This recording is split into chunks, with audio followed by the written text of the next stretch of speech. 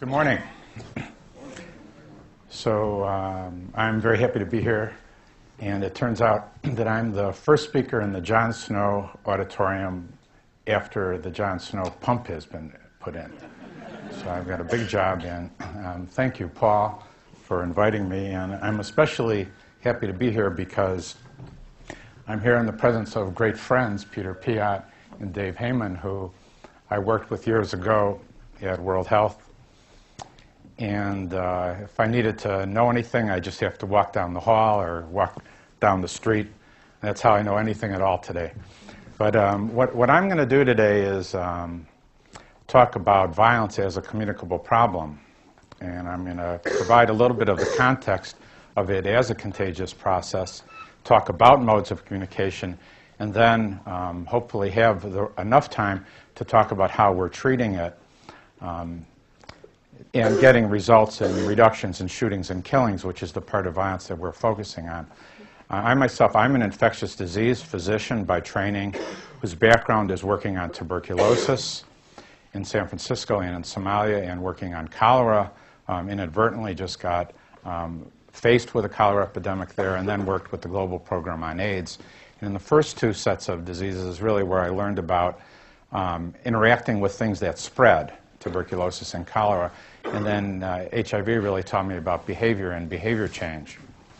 And I usually start by thinking as John Snow, who I guess this is his birthday party, but I didn't really know him very well. But and we go back to kind of thinking about the situation of centuries ago, and this is a painting of plague, where we as humans thought that this had something to do with bad air or bad humors or bad people. And because we did not fundamentally understand what was going on, because of course it was invisible. And I find that this is a very similar situation with violence, is that we don't want to go into the neighborhoods, we blame the people themselves, people are dying, and we have dungeon-type excuses, solutions. And likewise, what is going on is invisible. Yet these are the two things that have, in the history of humankind, killed tens to hundreds of millions of people in epidemic fashion, right? The great infectious diseases and violence, in particular war. And so to begin to develop a scientific approach, we need something approaching some scientific understanding. And I'm just going to throw out the outlines of looking at this as a contagious disease and tell you that violence does meet the dictionary, both the standard dictionary as well as medical definitions of disease, in that it is functional abnormalities or, in some cases, structural abnormalities of an organ or system causing morbidity and mortality with characteristic signs and symptoms, and also meets the definitions of contagion in that it is transmissible, that is to say, has spread. So if we look just at the essential characteristic, the population characteristics of contagious diseases, these are the three main ones. There's also a set of population, individual characteristics, which I won't have time to go through, such as incubation periods and latencies, differential clinical syndromes, relapses, which also can be systematically gone through, but I don't have time to go through them today. In terms of clustering, this was really, here is the clustering of a cholera epidemic, and not so a distant cholera epidemic in Bangladesh. And here is the clustering seen in killings in Chicago from years ago. And this was one of the first things, looking at maps and graphs, one of the first things that alerted me to the possibility that this had infectious or contagious properties. This is a cholera map graph, and you've seen many of these. This is an epidemic that I was involved with in Somalia, with a standard curve that many of us have seen already several times, even yesterday. But I wanted to point out this secondary wave where a new group of susceptibles became newly exposed, resulting in a secondary wave. In this case, what was occurring was a new group of refugees coming to this particular camp called Ganad in the north of Somalia, and then being re-exposed. Similarly, this is not a standard infectious disease curve, but a curve of killings in Rwanda, which you know many many of you know very much about, a very similar type of curve, and again with a secondary wave. In this case, a new group of susceptibles that in fact was people who were hiding, having been discovered. And so if you just dispassionately look at these things without thinking about the usual things that we're used to thinking about, you can just see some of the similarities. Now what about the issue of spread? Here is an epidemic spread in the UK. We're having trouble with, some of you are aware of this. This is over about a 2-week, I think a 4-day time period of going to about 2 dozen different locations.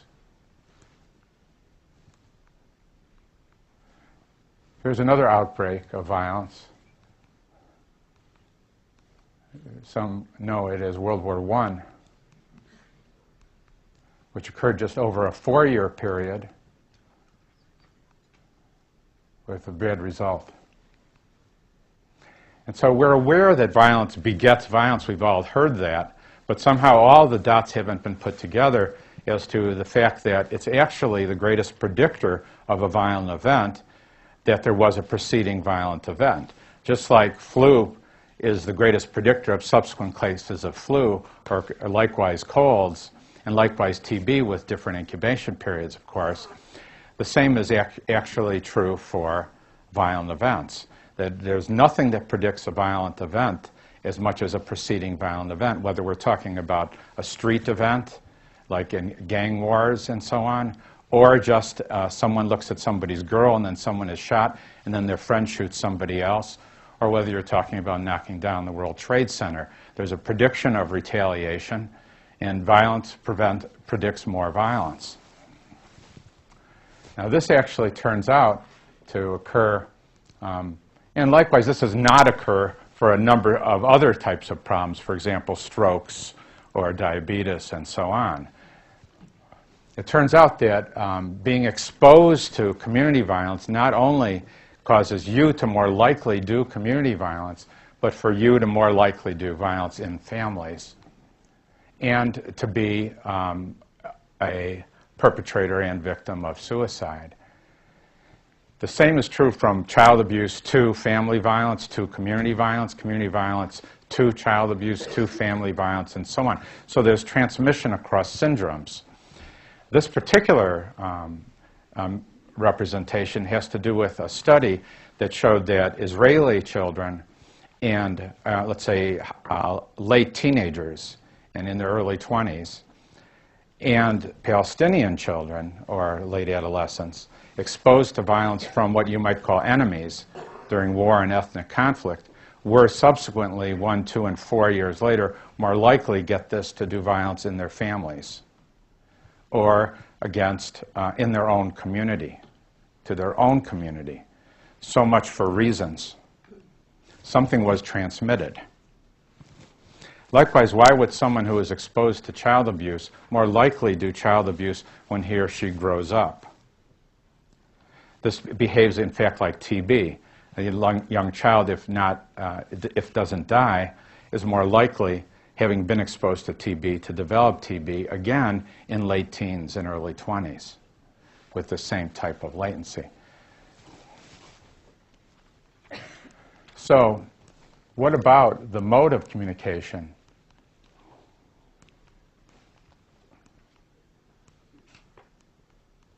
It turns out that we're learning a lot now about how the brain processes violence. And you can think about the brain actually as a processor of many behaviors and a replicator of them in the same way that the intestine replicates cholera. That is to say, puts out more fluids and puts out more of itself and therefore allows for propagation, or the way the lung, in a way, fertilizes TB and puts out more of it. And so it turns out that we now know that exposure to violence just by observing or witnessing, as well as by being traumatized, being directly victimized, have intermediate mechanisms of what we're just starting to learn about. And these include cortical processes for copying, probably a dopamine system actually being used for the important social value of belonging, and the emotion system, with the limbic system being traumatized, causing people to go off faster, be hypervigilant and hyperaroused. And so what this really, and there are modulating factors in this whole schema, including dose. There's 2 studies that I'm aware of that show dose responsiveness. The more exposure, the more likelihood, just as for respiratory pathogens and many other pathogens. So let's just go over the way this kind of looks in the human frame. This is the primary mode in which behaviors are formed. And that's a good thing because we don't need a rule book for learning our language or learning how to use silverware, learning how to sit in the John Snow Auditorium. We basically can model and copy, and this is known as social learning. And we're aware now that there's cortical processes that unconsciously do this, not thinking. And then things get perpetuated or propagated by social pressure. The primary motivation of what we do is what we think other people expect of us. This is an invisible force, but an extremely strong force, again, with very high evolutionary value. And not belonging and not doing what your friends do and being socially isolated actually shows up in the brain as pain. It's something that we're kept from doing. And so what we're seeing here is some children who are fighting after school. They may not even be mad at each other, however, anymore, but it's expected of them that they fight under whatever circumstances there were. And the expectation of them is, generally speaking, to watch. And then the last, I've talked about the cortical processes and the social belonging, is the fact that there is actual injury when you've been victimized. And this results in hypervigilance, in hyperreactivity, and hyperarousal, and hostile attribution. And this is people going, what are you looking at? And you looking at me? And this accelerates the whole epidemic process and keeps itself going. So what I really need to get to now is, I came to a lot of this first part of understanding of this after I began to work on this problem. I began to work on this problem as an infectious problem without understanding a lot of the brain research that I subsequently kind of came at reading about and pulling together. But what we began to do in between 95 and 2000 is develop a strategy for interrupting and intervening in violence that kind of follows an infectious disease framework, which would mean that the most critical things to do would be first to interrupt transmission. Think TB, so a person who has very, very active TB, and making sure that the people who have the highest activity with the most amount of tuberculosis in their sputum can be detected and prevented from doing additional transmission, right? And then they need to be kept on therapy.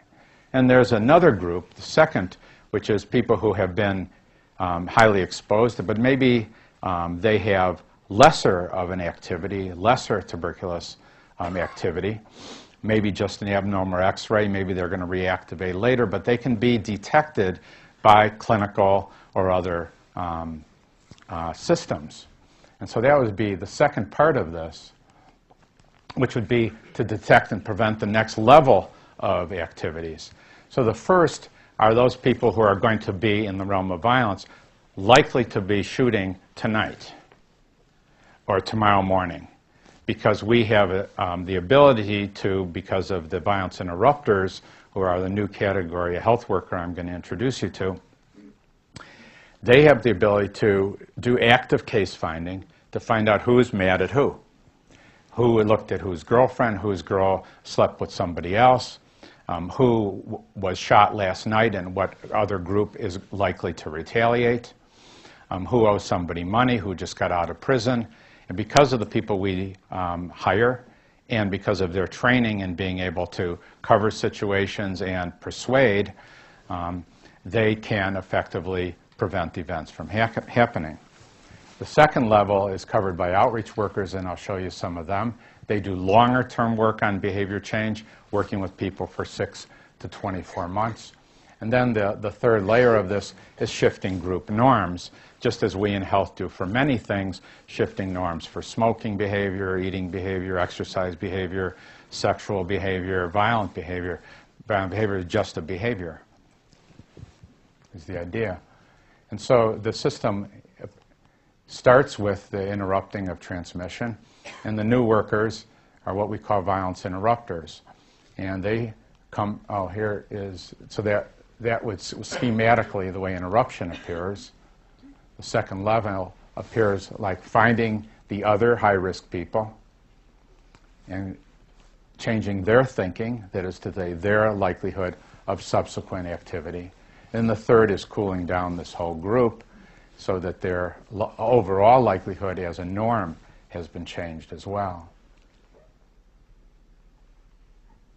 So we begin with mapping, just as for any epidemic process.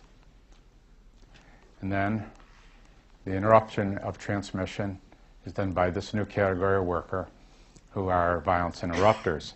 The violence interrupters are people, now we do it mapping and then mapping and then mapping.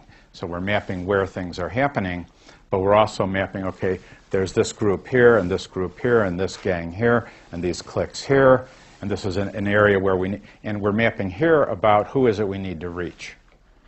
And so the recruitment process has to do with who is it that has credibility and access and trust with this group and with this group and with these two small groups. And it's a moving target because things break up into smaller groups, and we frequently have to hire into new areas. These guys in the realm of street violence are people who usually have a history of having been involved in gang activity themselves.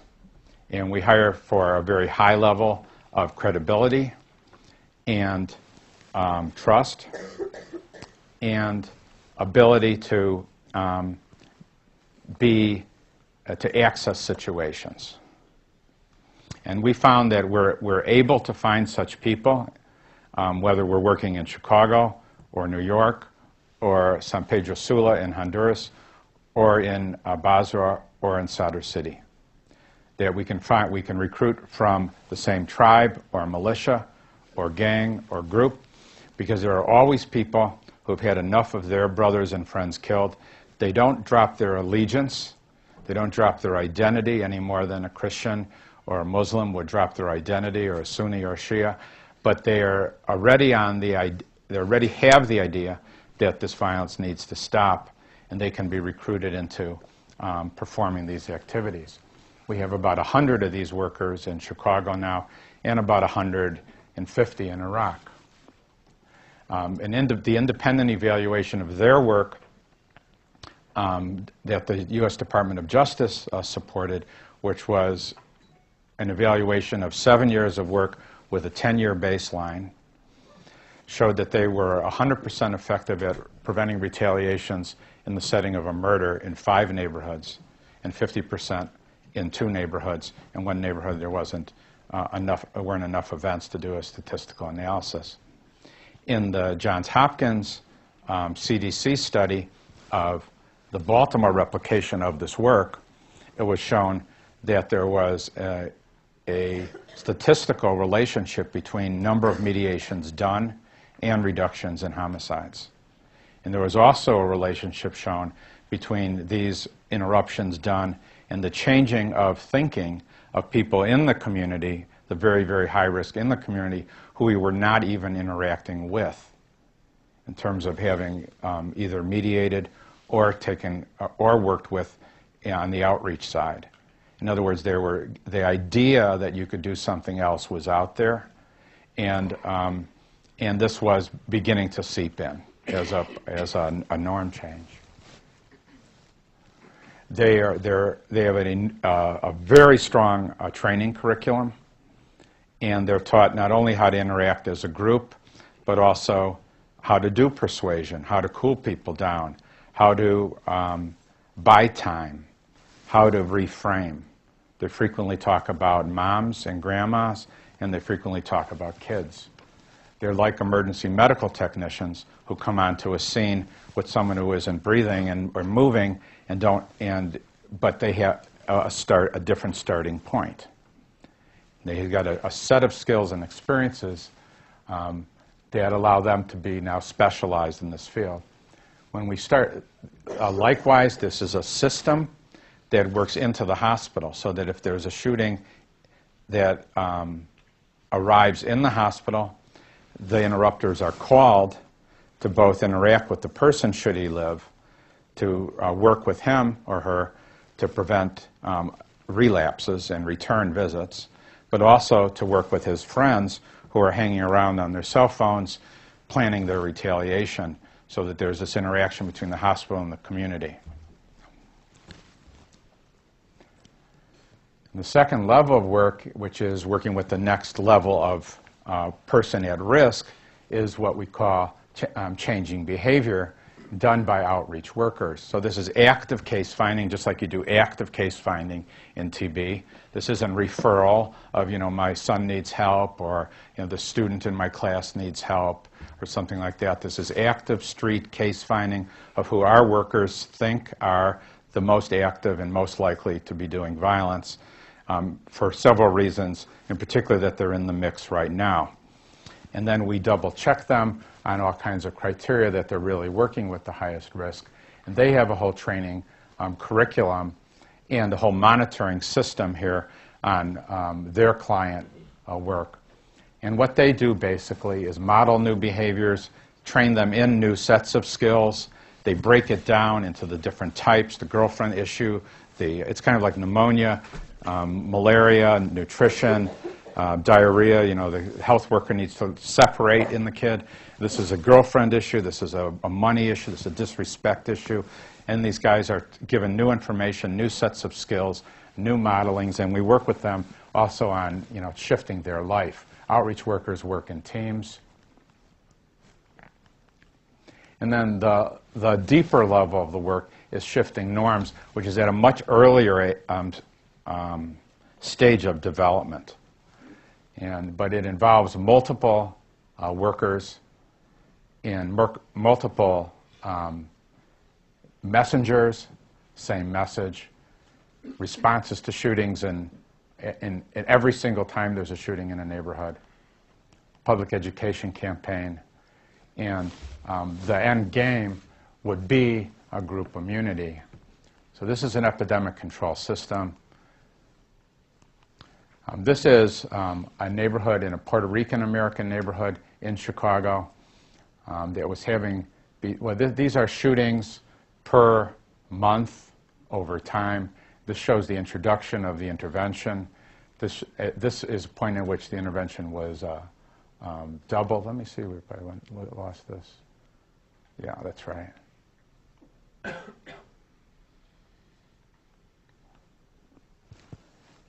These are the first 6 communities with 3. This is not one. These are not 4 communities. These are an average of 6 communities, the first 6, and 3 sets of controls, rate controls, the neighboring areas, and the city as a whole.